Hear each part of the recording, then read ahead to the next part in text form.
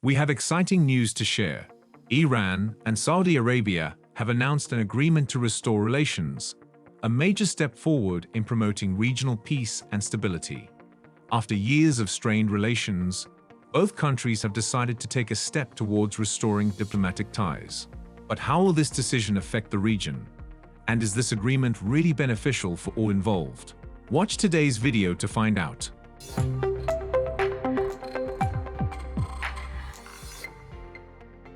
Hello and welcome to Businessville. Before we start, please subscribe to the channel and click the notification bell to receive more amazing content.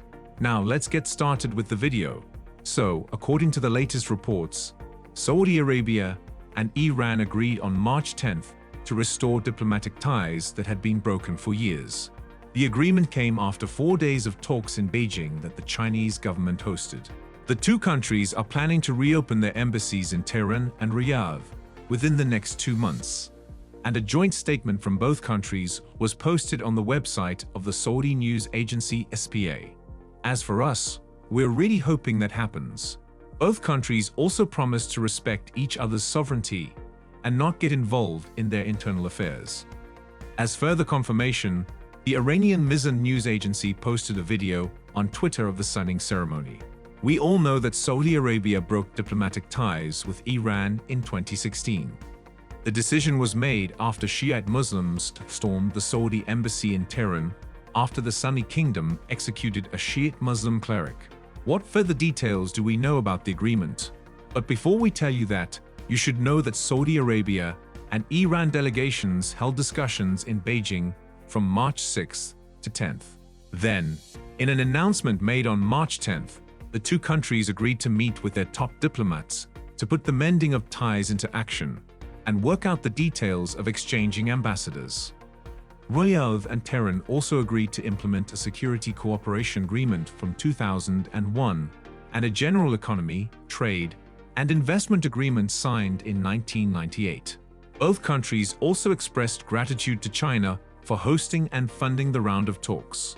They also thanked their Middle Eastern neighbors Iraq and Oman for hosting the previous rounds in 2021 and 2022. What does it say about China's role? China's role in the agreement was a big one. Actually, China was able to play a major role because it has strong ties with both countries and buys oil from them. Even though the US has sanctions on Iran, Iran's leader recently went to China. China also has good relations with Saudi Arabia as its biggest buyer of oil. In December, Chinese President Xi Jinping went to the kingdom for a high-profile visit that showed how Beijing wants to expand its influence in the Gulf, which has traditionally been seen as a close US security partner. How could this affect US policy and interests in the Gulf? As far as we can tell, even though President Biden tried to fix the broken nuclear deal with Iran, the deal has been falling apart ever since former President Trump pulled the US out of it. In fact, relations between Washington and Tehran have gotten worse in recent months. This is because the US claimed that Iran is giving Russia drones for Moscow's war in Ukraine, and because Iran put down protests that were started by the death of a young Iranian woman in the custody of security forces last year. But we need to know that Iran later admitted to giving Russia drones. In recent weeks, US and Gulf officials met to talk about security in the Saudi capital of Riyadh.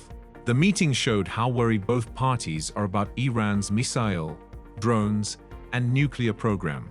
While talking about Saudi Arabia, the country has ties with Russia, but the foreign minister of the kingdom recently went to Kyiv, the capital of Ukraine, and promised $400 million in humanitarian aid to the country.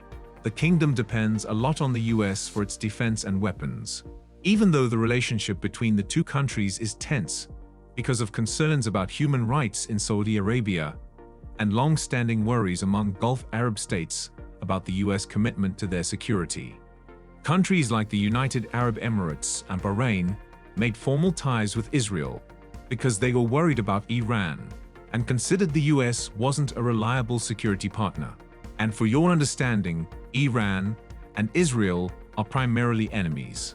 It's not clear how this deal brokered by China could affect the Biden administration's efforts to get Saudi Arabia to have full ties with Israel. Only time will tell. Between all this, how did the US react to the agreement? The US said it was aware of reports about longtime adversaries in the Middle East making up. On the other hand, a White House National Security Council spokesperson told the Saudis to give more information. Meanwhile, both Oman and Iraq were glad to hear the news.